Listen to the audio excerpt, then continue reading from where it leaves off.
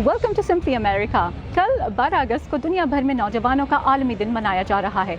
आबादी के लिए अक़वाम मुत्तहिदा के इदारे UNFPA के मुताबिक इस वक्त दुनिया की कुल आबादी 7 अरब 87 करोड़ से ज़्यादा है, जिसमें तकरीबन 40% 24 साल से कम उम्र अफराद हैं, जबकि ब्रुकिंग्स इंस्टीट्यूट के मुताबिक अमरीका में ये शरह 29% है। आज हम अमरीकी नौजवानों की बात करेंगे कि उनके कुछ मुश्तरका मसाइल क्या हैं। मुझे लगता है सबसे बड़ा मसला ये है कि स्टूडेंट लोन्स इतने ज़्यादा होते हैं और हर साल उसकी प्राइस वैसे इंक्रीज़ कर देते हैं। सो मैं जॉर्ज मेसन यूनिवर्सिटी जाती हूँ एंड एवरी ईयर उसकी प्राइस डबल होती जाती है and I think it's a lot.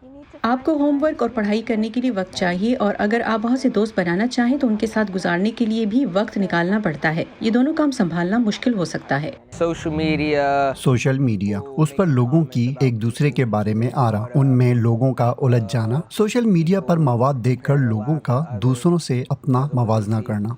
Even if you don't want to, you have to live to somebody's expectation. ना चाहते हुए भी आपको कबूल किए जाने के लिए किसी की तवक्कुआत पर पूरा उतरना पड़ता है। मैं समझती हूँ कि हर एक को चाहिए कि वो दूसरों को उनकी हकीकत के साथ कबूल करें। पाकिस्तान हो, अमेरिका या कोई और मुल्क, नौकरी की तलाश और बेरोजगारी का खौफ अक्सर नौजवानों में एक मुश्तरका कदर है।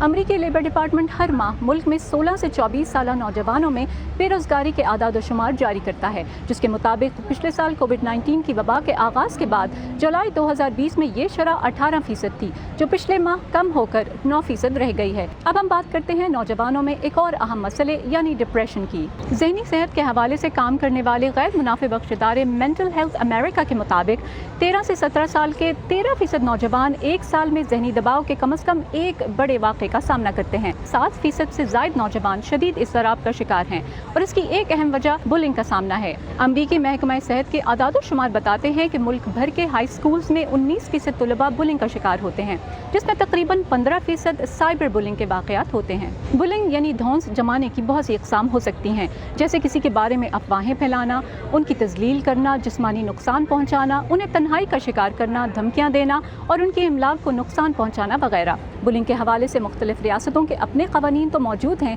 ताहम इसके ख़िलाफ़ कोई वफ़ाक़ी कानून मौजूद नहीं, इसलिए तकनीकी एतबार से इसे गैर कानूनी अमल नहीं कहा जा सकता। ताहम अगर ये हिरासा करने के ज़ुमरे में आए तो कानून शिकनी समझा जाता है। अमरीकी नौजवानों को दरपेश एक और मसला मनशियात की लत का सामना है।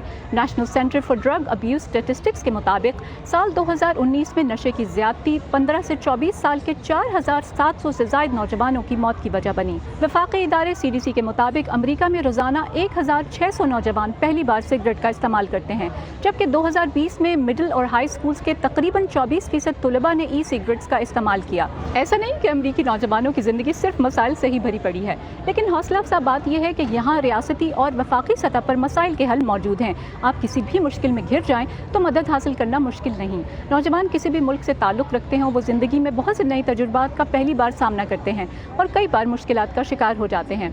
ऐसे में फैमिली सपोर्ट के अलावा उस मुल्क के क़वानीन, मकामी तंजीमें और सरकारी प्रोग्राम्स बहुत से मसाइल का हल होती हैं।